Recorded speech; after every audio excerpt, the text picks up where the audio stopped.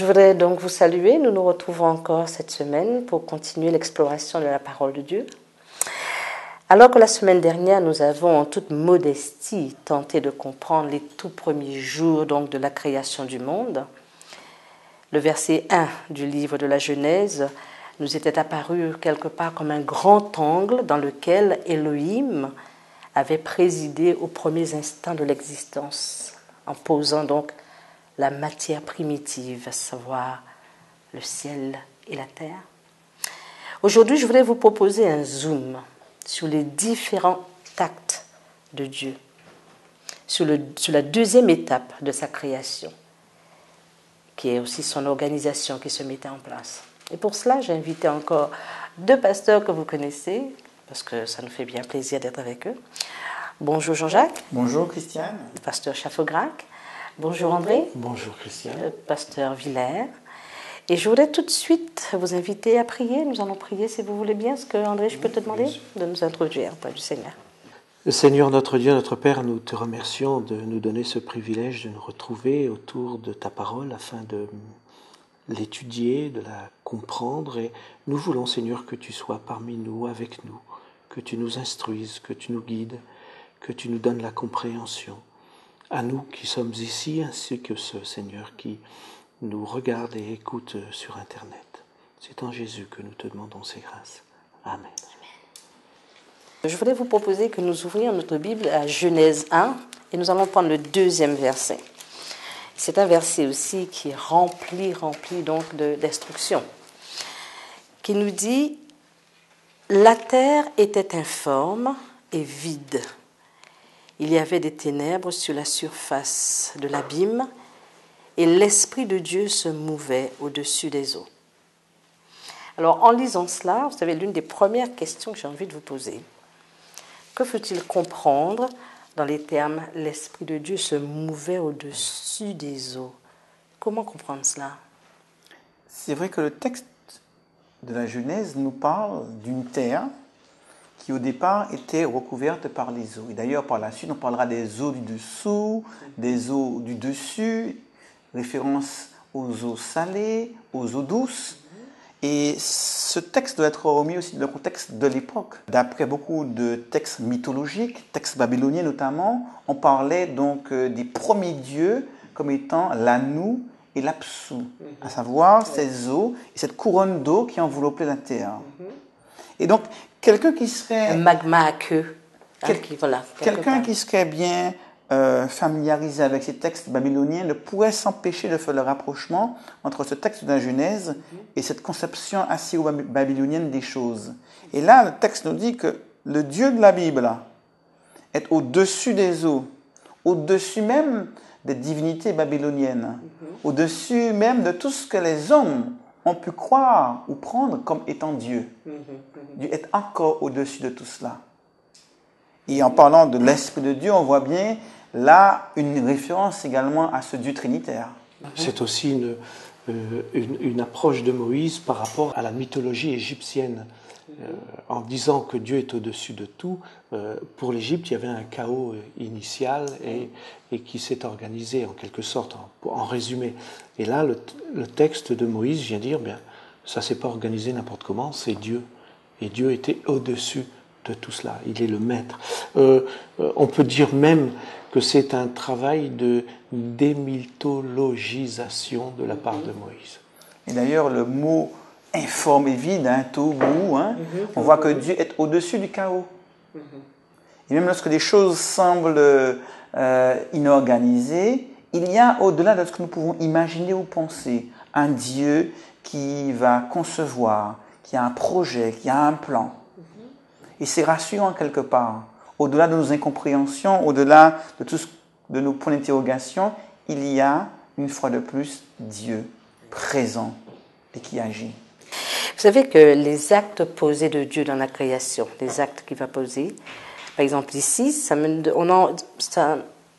un petit peu l'imagination. Alors on a envie de penser que la terre qu'il va organiser après, on verra ça, et entourée donc de l'abîme, de l'abîme, et les eaux qui sont là, c'est les eaux de l'abîme. Et par-dessus, l'Esprit de Dieu, on a envie de penser que l'Esprit de Dieu préparait tout ce qui va surgir après. Parce qu'on sait donc que les jours après, il va surgir la verdure, etc. On a l'impression, c'est l'impression, je dirais que ça fait travailler l'imagination, on a l'impression que l'Esprit de Dieu, là, travaille, prépare tout ce qui va surgir par la suite. Qu'est-ce que vous en pensez? Le texte de la Genèse est pour apporter un enseignement, mais en aucun cas il vient nous apporter des renseignements sur le comment Dieu a créé. Bien sûr, bien sûr. Donc c'est un enseignement. Et il ne faut pas essayer d'en rentrer dans trop de détails par rapport à qu'est-ce que c'est que le tohu bohu, même si c'est intéressant, et ce que tu as dit tout à l'heure était très, très important. C'est pas le souci de Moïse. Moïse dit, voilà, il y a ce tohu bohu, mais Dieu est supérieur à tout ça.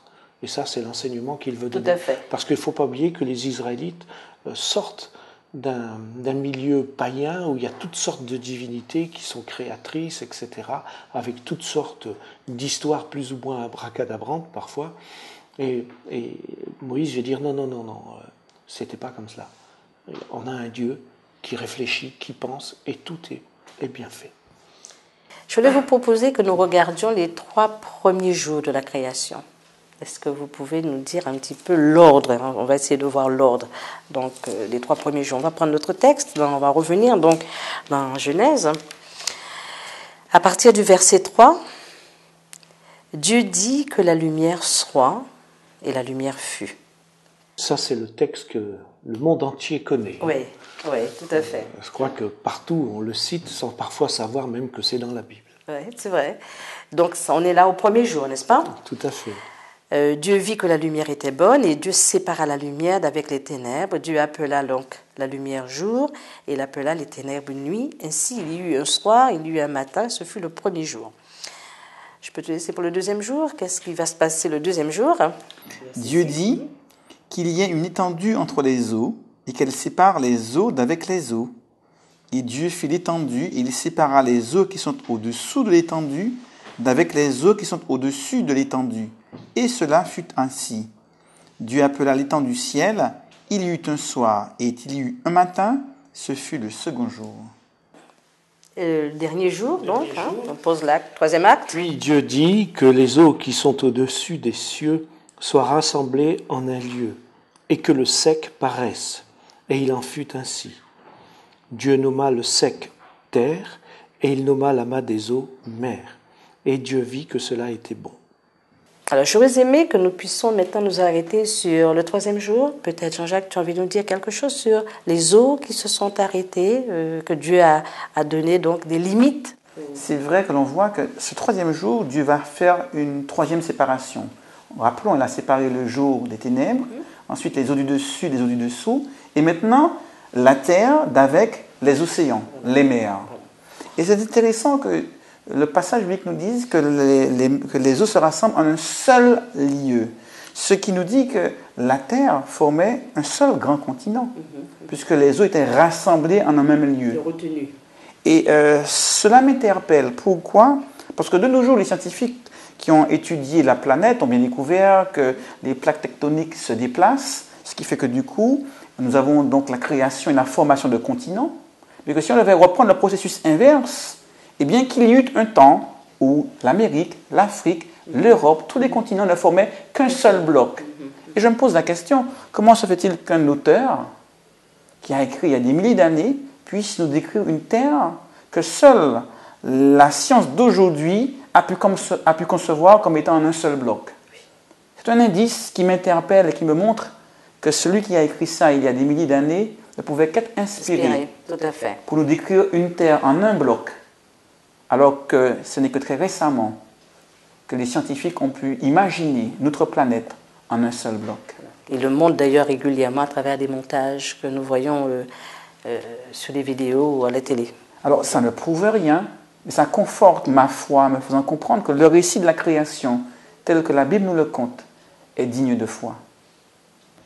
Donc on a vu le deuxième jour, il va séparer, donc distinction entre le ciel et la terre, il va séparer donc les eaux. Troisième jour, il va donc délimiter la terre, la mer, la verdure, donc les arbres fruitiers. il y a quelque chose d'assez extraordinaire. Vous avez vu, hein, on a constaté les 3 premiers actes de Dieu s'articulent autour de 3 paroles. C'est-à-dire Dieu dit chaque fois, et sa pensée se matérialise et devient quelque chose qui prend vie, qui fait partie de la création. Et on verra que les actes de Dieu de la création passent aussi par des séparations. L'organisation des choses passe par la séparation, sauf le dernier jour, on verra qu'il n'y aura pas de séparation. Donc, alors, maintenant, je voulais vous poser une autre question. Sachant que le soleil et la lune ne sont créés qu'au 4e jour, je sais, c'est la question, tu souris, André, je sais que c'est la question qui systématiquement revient. Hein. Quelle est selon vous l'origine donc de cette lumière dont parle le premier jour? Dieu dit que la lumière soit. Alors qu'on sait que c'est 3 jours après qu'il va créer donc les astres. Comment expliquer ça? Alors, déjà, Dieu agit avec une bonne logique. Parce que pour faire quelque chose, il faut voir clair. Donc il fait déjà la lumière, pour qu'on puisse y voir clair. Hein, la lumière est présente, et on sait qu'il va créer des plantes, etc. Elles auront besoin de lumière. Donc Dieu travaille avec logique. Il y a la lumière, il y a la séparation donc de l'eau avec la création de l'atmosphère, on y reviendra tout à l'heure, et puis il y a l'apparition de la terre. Donc il y a une logique derrière. La lumière, d'où elle vient? On sait que la lumière, c'est une histoire de photons. Bon, je ne suis pas scientifique, mais bon, on le sait, je suis allé à l'école comme tout le monde, j'ai appris des choses malgré tout, et que même dans les endroits les plus obscurs, il y a quand même des photons. Donc la lumière est partout, elle est présente. Et je crois que Dieu était au départ la source de la lumière, c'est clair. Mais Dieu est lumière, on nous le dit, hein, il est la lumière du monde. Il peut être la source de la lumière. Et il fait une séparation entre les ténèbres et la lumière. Je ne sais pas si vous avez remarqué, mais dans la Bible, le jour commence avec la nuit. Oui. Il y eut un soir, c'est d'abord la nuit, et ensuite il y a le matin, c'est la lumière. C'est pour montrer que l'acte créateur vient supplanter la nuit, vient supplanter les ténèbres. Dieu est lumière, et quand il crée, la lumière apparaît parce qu'il est plus fort que les ténèbres. Et ça va servir tout au long de la Bible, il y aura cette dualité, cette opposition plutôt même entre les ténèbres et la nuit. Jésus dira que ses œuvres sont celles de la lumière et que Satan c'est les œuvres des ténèbres, etc. Il y aura toujours cette idée-là. Maintenant, c'est vrai que notre manière de raisonner, notre logique humaine n'est pas forcément la logique divine. Et c'est vrai que pour la logique humaine, il y a un rapport de cause à effet. Si je frappe la table, il y a un bruit. Et j'explique le bruit par le geste que j'ai accompli de mes mains. Et je ne peux pas percevoir ou imaginer ce bruit sans l'acte qui consiste à frapper la table. Mais la logique divine ou la logique créatrice s'exonère de ce genre de rapport de cause à effet. Dieu peut créer la lumière indépendamment d'un mouvement. Et on a vu le texte la semaine dernière d'Hébreux au chapitre 11, au verset 3, qui nous dit que Dieu a créé à partir de rien. Donc Dieu n'avait pas besoin d'une présence, de la présence d'un astre tel que le soleil pour que la lumière soit. Donc on peut déjà comprendre ici que Dieu va poser, que la Bible va poser le fait que les choses viennent à l'existence par la parole de Dieu et non pas via un objet. Maintenant, au 4e jour, Dieu, en tant que créateur, peut soumettre la présence de cette lumière à l'astre qu'il va créer. D'accord. Et là, on est à l'inverse de la logique cause-effet. De nos jours, on dit « il fait jour parce qu'il y a le soleil ». Donc, le jour est la conséquence de la présence du soleil. Dieu peut créer le jour indépendamment du soleil et créer le soleil après. Et tandis qu'au créer l'effet avant la cause. Et donc, on n'est plus dans un raisonnement de cause à effet, mais dans une logique de effet à cause. Et ça ne peut se comprendre que si on admet la capacité créatrice ex nihilo de Dieu. Et puis, il y a aussi le fait que Moïse démythologise, en quelque sorte, les divinités donc, de l'ancien temps. Pour les Égyptiens, rappelez-vous, le soleil, c'était Ra, c'était une divinité importante. On sortait la statue le matin pour que le soleil se lève. Il fallait que le Dieu sorte pour que le soleil se lève. Et Moïse vient dire, mais en quelque sorte, on n'a pas besoin de ça. Dieu est lumière. Oui. Et les astres dont on parlera plus tard dans une autre étude, qui vont apporter la lumière, ne sont que des créatures de Dieu. C'est Dieu le créateur. C'est Dieu le maître. C'est lui la source de la lumière. Il n'a pas besoin de ces astres pour avoir la lumière. Il l'a créé et à un moment donné, il va créer des astres qui amèneront, qui donneront la lumière. Des lampadaires, quoi, en quelque sorte. D'ailleurs, dans le texte hébreu, ce sont des lampadaires. Mais Dieu, lui, est la source primordiale de lumière. Ça va être confirmé aussi dans Apocalypse 21. On va retrouver cette idée sur la nouvelle terre. Il n'y aura plus ni soleil ni lune. Et Dieu lui-même sera la lumière qui va éclairer la terre, la nouvelle terre. Voilà, je voulais vous poser aussi une question qui m'est apparue. Qu'entend lorsque dit Dieu créa le ciel et la terre? On sait donc la terre maintenant. Alors, comment comprendre le ciel? C'est vrai que... Est-ce que, oui, je vais préciser, est-ce que le ciel, c'est ce que nous voyons au-dessus de nous, portant des étoiles, ou on peut penser qu'il y a l'habitation de Dieu au-delà de tout ça? C'est vrai que ce passage peut paraître énigmatique. Oui. Les eaux du dessus, les eaux du dessous, etc. Et on peut imaginer ces eaux du dessous comme se référant aux océans. Une masse d'eau salée recouvrant entièrement la planète. Et ces eaux du dessus comme étant les eaux douces. Les eaux douces, ce sont les eaux de pluie et ces nuages. Et donc, en séparant les eaux du dessus, donc ces eaux douces, des eaux du dessous, ces eaux salées, les océans, on peut comprendre bien cet espace, cette atmosphère que Dieu va créer et qui va rendre toute vie possible. Il crée en quelque sorte le cycle de l'eau que l'on apprend à l'école, l'évaporation sur les mers et les océans, les nuages et la chute de l'eau qui revient sur la terre et qui va de nouveau partir dans la mer. Il crée ce cycle, il crée l'atmosphère en quelque sorte. Quand on parle ici du ciel, c'est plutôt cette masse gazeuse qui est remplie d'eau, qui entoure la terre. C'est vrai qu'il y a plusieurs niveaux du ciel. Il y a l'atmosphère, la stratosphère, il y a la troposphère, il y a plusieurs niveaux. Et ce qui est intéressant, c'est que chaque étape de cette atmosphère peut soit émettre de la chaleur, pas seulement des eaux. On voit que la température peut croître ou décroître à des niveaux différents. Alors, la question que j'ai envie de poser, est-ce qu'il y a un lieu qui serait attribué à Dieu ou il serait seul Parce que d'après les textes bibliques, nous savons que Jésus est monté aux cieux, est assis à la droite de Dieu, et en même temps, la Bible évoque qu'il habite en nous, il veut habiter en l'homme. Comment comprendre cela? On a l'impression qu'il y a une... Alors il y a l'aspect spirituel et puis l'aspect physique quelque part, présence. Alors, avec Dieu, il faut toujours être prudent parce que Dieu est esprit. Bien sûr. Déjà, et quand Dieu crée, il est hors de sa création, il crée. Donc, est-ce que Dieu habite dans sa création? Il habite en nous, oui, spirituellement. Mais est-ce qu'il est prisonnier d'un lieu? Dieu est partout.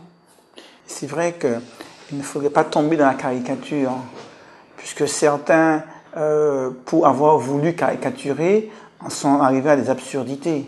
Oui, on prend la fusée, on met le pied sur la Lune, on dit, tiens, je suis allé sur la Lune, je n'ai pas vu Dieu, donc Dieu n'existe pas. Alors qu'on sait que l'univers est immense. Actuellement, on sait que si on allait à la vitesse de la lumière, il nous faudrait 15 milliards d'années pour aller à l'autre bout de ce que l'on voit. Et on sait que derrière, il y a encore des choses. Donc on peut bien comprendre que lorsqu'on parle ici de ces eaux du dessus, on parle d'une atmosphère. D'ailleurs, là, qu'on respire, est composé d'oxygène, d'hydrogène, et que une simple différence thermique suffit à faire une condensation et à mettre en évidence l'eau. Donc il est évident que l'atmosphère décrite ici dans sa création est liée à notre planète et non pas au reste de l'univers, sachant que Dieu est bien au-delà de tout ce que nous pouvons voir. Et ce qui est formidable, c'est que il faut voir que Dieu, en créant cette atmosphère, il va créer aussi le système qui va le purifier. Puisqu'en faisant les plantes, Bien sûr, qui voilà. sont juste derrière, c'est le processus de purification Les racines et de régénération de l'atmosphère. Hein, donc tout est mis en place, parce que Dieu a un projet, il ne fait pas ça au hasard, il va y mettre des êtres qui vont vivre grâce à l'atmosphère. Et ils ont besoin de tout cela. Donc Dieu met en place tout ce processus. Les plantes, la phytosynthèse, elle est absolument nécessaire, sinon on ne pourrait pas vivre sur Terre. Il y a énormément de choses qui se font.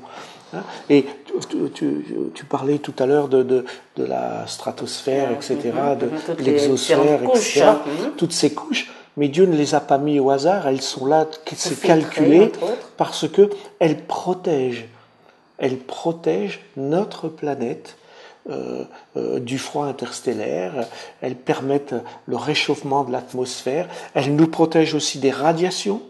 Il y a une ceinture de radiation autour de notre Terre, on le sait, et si cette ceinture de radiation disparaissait, on serait grillé. Absolument. On serait grillé. Donc Dieu a mis en place un système qui permet totalement la vie sur notre planète. Ce à quoi, pardon, je faisais allusion, c'est les cieux où Dieu aurait son trône, qui ne serait pas fait de main d'homme, oui. Bien sûr. Alors, est-ce que en créant Dieu, ce serait réservé un espace, pourrait-on le dire, où il habiterait? On voit bien que il n'est pas question dans ce passage de la demeure de Dieu. Non. Et c'est vrai que lorsqu'on parle des cieux pour faire référence à la demeure de Dieu, on fait référence à quelque chose qui va au-delà même de ce que nous pouvons comprendre. Qui est inaccessible à la pensée de l'homme. Or là, on parle de quelque chose qui est lié à l'habitat humain. Oui, tout à fait. C'est la raison pour laquelle l'homme peut évoluer dans l'habitat créé par Dieu pour lui, y compris les airs. Et Dieu y vient, Dieu y est présent, mais Dieu n'y habite pas forcément. Maintenant, là où il habite, la Bible ne nous précise pas un endroit bien détaillé, on n'a pas une carte, on n'a pas un GPS pour y aller. Parce que la Bible n'a pas pour propos, dans ce passage, de nous parler des origines de Dieu. Voilà, bien sûr. Elle affirme l'existence de Dieu indépendamment de l'humain, avant même l'habitat humain, oui.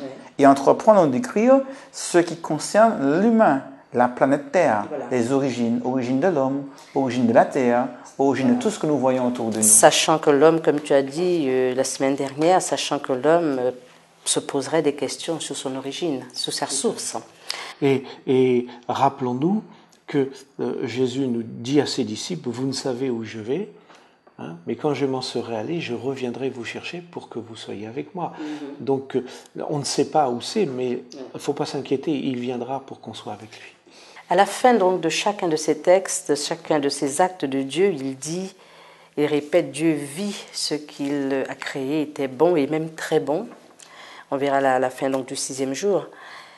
Je voulais simplement dire à nos internautes, à nos amis internautes, que Dieu nous fait découvrir à travers donc ces textes et ces 3 premiers actes qu'il a posés, qu'il aime la vie, qu'il prend plaisir à faire naître les choses. On est d'accord, hein?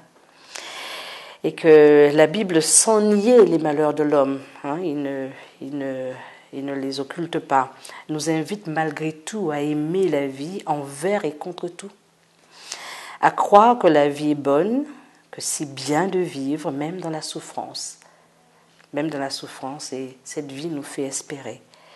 Et Genèse 1 encore nous invite à découvrir la beauté de cette vie et à développer le sens du beau en même temps, à créer de la beauté en général et entretenir notre capacité d'admirer, de reconnaître ce qui est bon. Et par-dessus tout, ce texte nous invite à nous tomber sur les genoux, vous êtes d'accord? Tout simplement pour admirer et adorer ce grand Dieu majestueux, maître de l'univers. En tout cas, nous le reconnaissons en tant que tel.